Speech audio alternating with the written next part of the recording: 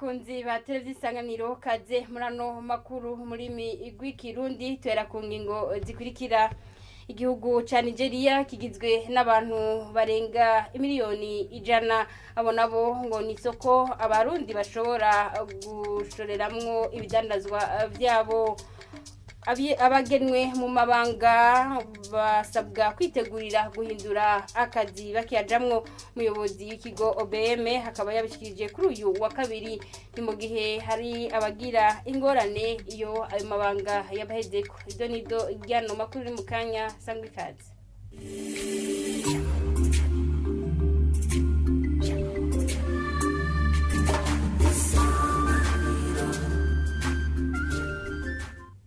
Dase kubaha ikaze murano makuru tera mu gisata c'ubudandaji. Igihugu ca Nigeria kigizwe n'abantu barenga miliyoni 100 abo nabo ngo ni soko ababwiza tunga b'abarundi boshoreramwo ibidandazwa vyabo bivugwa na Olivier Suguru arongoye ihuriro ry'abadandaza n'amanyamahinguriro mu nama yo gufashanya mu vyerekeye rudandazwa n'amahinguriro hagati y'igihugu c'u Burundi na Nigeria vyuguruwe icese kuri wa kabiri n'umukuru w'igihugu akaba yamenyesheje ko ico gihugu kimaze gutera imbere mu bitari bike kigiye gufashanya n'u Burundi. Tumukurikire. Ku Barundi rero nakaryo baronkejwe kugira ngo bashobore kwerekana ivyo basanzwe barangura mu gikorwa cabo cyo kudandaza n'amahinguriro ndetse n'ingenzi bongere bagire n'ico bazokungukirako kuvyo aba Nigeria basanzwe barangura iwabo kuko igihugu ca Nigeria ni igihugu gikomeye cyane mu gihugu muri Afrika, ni soko nini ya cyane, ni soko ifise abantu barenga miliyoni 100. Twegere mu gihugu c'u Burundi dusanzwe dufise abantu batenga miliyoni 12. Murumva neza yuko ari soko duhuriyemwo muri ibi vy'isoko rusangi rya Afrika dushobora gushora ibintu byacu turangura mu gihugu ca Nigeria.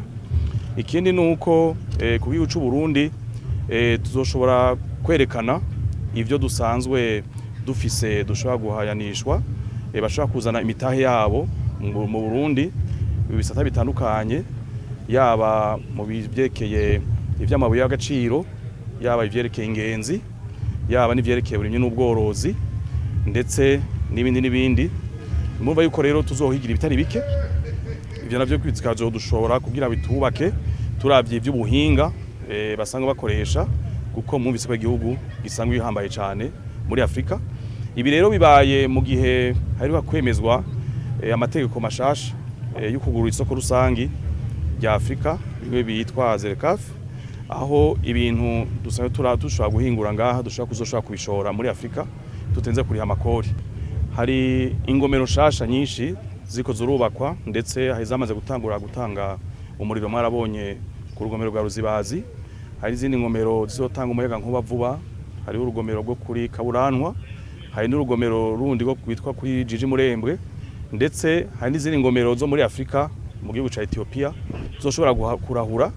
Ico nta kingorane n'imiteye kandi hari na politike nshasha yo guteza imbere amahinguriro leta ubundi rero gushira imbere. Tubana neza ahubwo ko ubu niwo mwanya ugeze kugira ngo abantu bashaka gushora imitahe yabo kuvyeka ivy'amahinguriro bashoboye kuzana imitahe yabo mu Burundi. Nta kintu na kimwe cyo tubuza gutwara ibintu by'u ca Nigeria. Ibihambaye nuko byo tuzokwigira hamwe ngaha ivyo bibazo bihari tuja kuvyigira hamwe kugira ngo tubitorere inyishu. Mwumvise yuko bashaka kuzoba bazana indege yabo izoshika ngaha mu Burundi atinde gucandi hano mu kindi gihugu.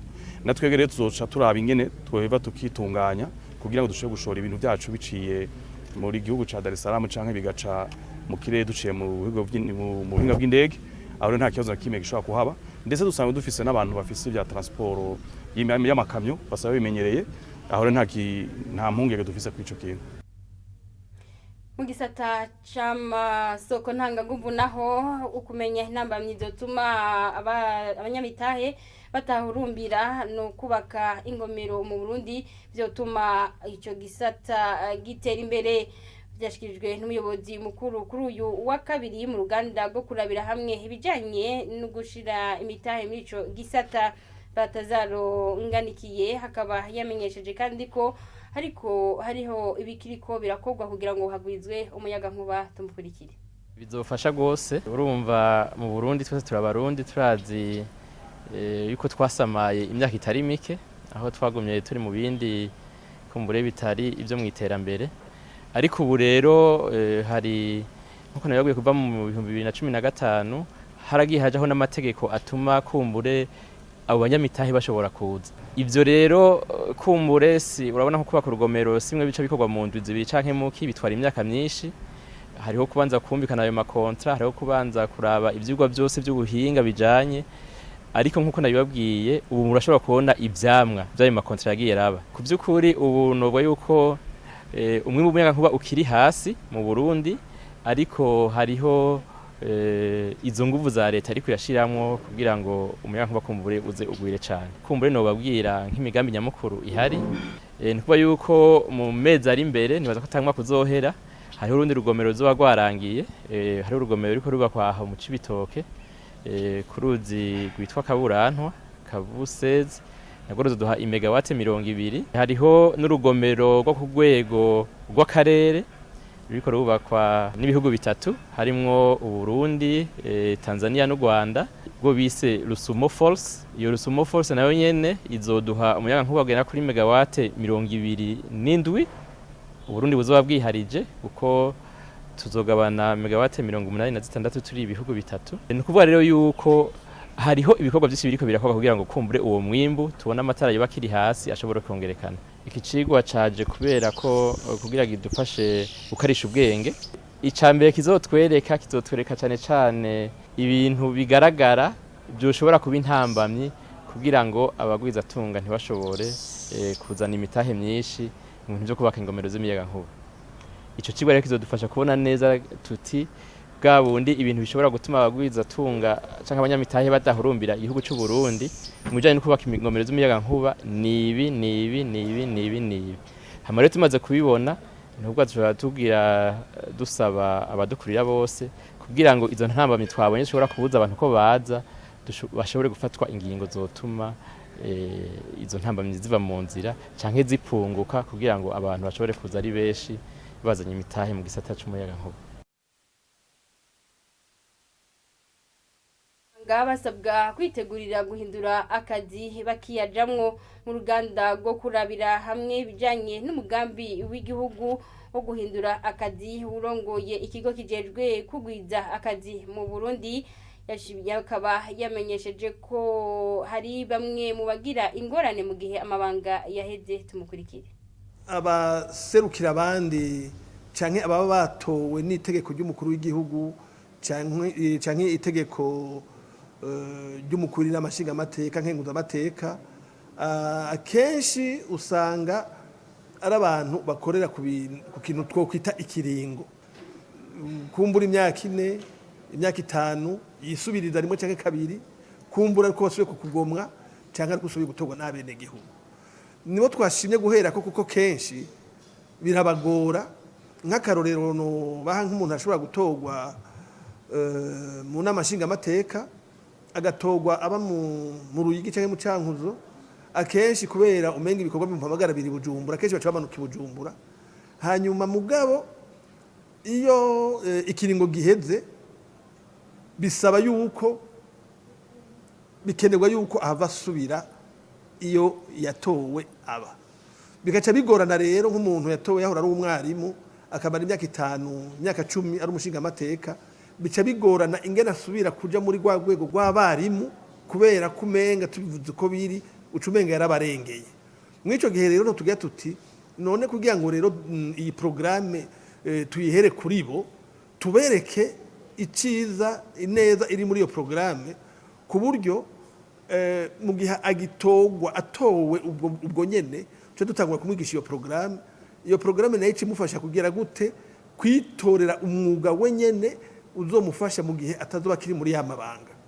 Atatangura rero kuwitegurira ari kubika ku gahembo bamuha, akazarabika duke kugira hazogere ashobora kuba afise agatahe ko kwisahiriza kugira ngo ace yikorera ibikorwa vyiwe ndetse yihakazi ahe nakaza abandi atagarutse muri kakazi ka leta wanashaka kuko harya yavuye haba haragiye uyundi, hanyuma kandi asubiyeyo abagiye kugunda ubundi yoje muri ca kibanza.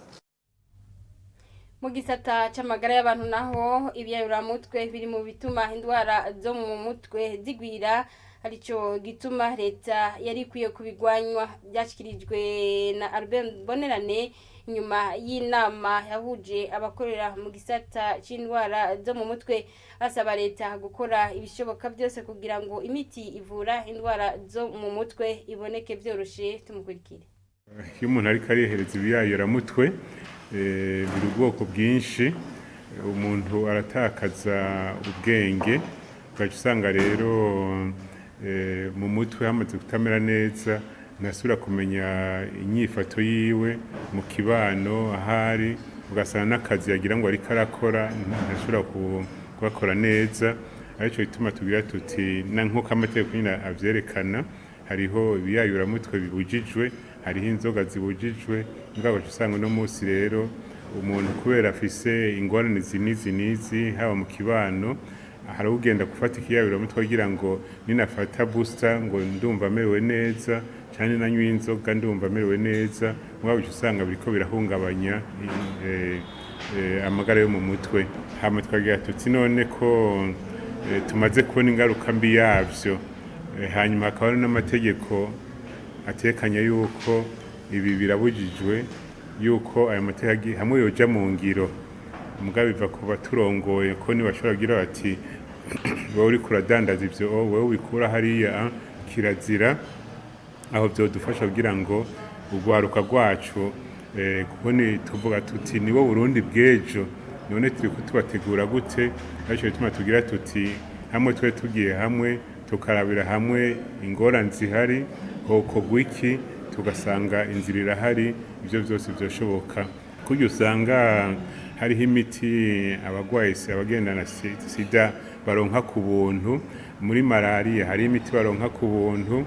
Twosaba yuko hamwe botegera yuko ingwara yo mu mutwe ari ingwara isinzikaza amagara y'abantu, nabo bantu bakagira bati reka iyo miti tuyishire ku giciro nabo bayironke ku buntu, nk'uko kera byari bihari muri Ministère ya Solidarité.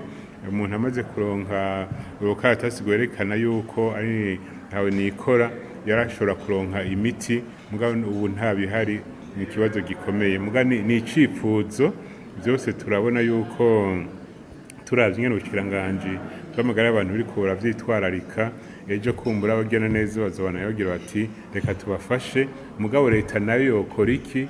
Nuko yogira ati iyi miti nitangwe ku buntu kugira ngo umuntu nawe afise ingwara yo mu mutwe ntapfe kubera ko yabuze uburyo bwo kuronka iyo miti.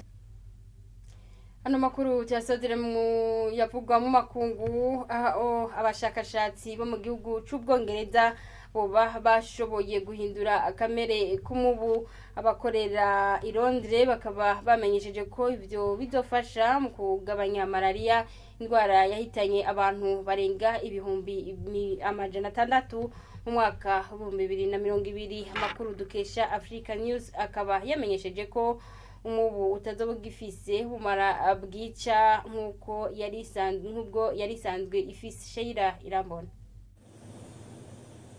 Une équipe de scientifiques. Ayo makuru amenyesha ko hari umugwi w'abashakashatsi uri Londres mu Bwongereza washoboye guhindura kamere k'umubu utera malaria kugira ntushobore gutera iyo ndwara. Iyo nkuru akaba ari inkuru nziza ku Banyafrika, harimo abagwaye iyo ndwara bashika ku bihumbi 241 bagwaye mu bihumbi 2020 ku bwa OMS. Uyo mushakashatsi ati ibikorwa twakoze bituma iyo mibu itabifise inguvu nk'iyindi ikazohava ifa kuko itamara umwanya. Ati muga ntavyo turakoresha cane, muga ikigiye gukogwa no gushira iyo mibu yahinduwe kamere mu karere ku buryo haciye umwanya tuzosanga imibu ya kera yarapfuye. Ayo makuru arangiza avuga ko kubera ubushuhe imibu ihari itacicwa n'imiti yica imibu nka insecticide ikimaze imisi cigwa, nuko guhindura kamere y'iyo mibu ngo uwo mugwi utegekanya kuja kugira ubushakashatsi mu gihugu c'u Rwanda kugira barabe umwanya iyo mibu izoshobora kubaho igasubiriza iyindi mibu yahahora. L'équipe de scientifiques prévoit des tests notamment au Rwanda afin de voir comment ces nouveaux moustiques plus fragiles pourront survivre et se reproduire pour remplacer les autres. arakoze mugenzi wacu Sheila Irambona ningaha amakuru twari twabategura ciye arangirira ndabashimiye mwebwe mwese mwereko murakurikira mugire ibihe vyiza aho muherereye naho ubutaha.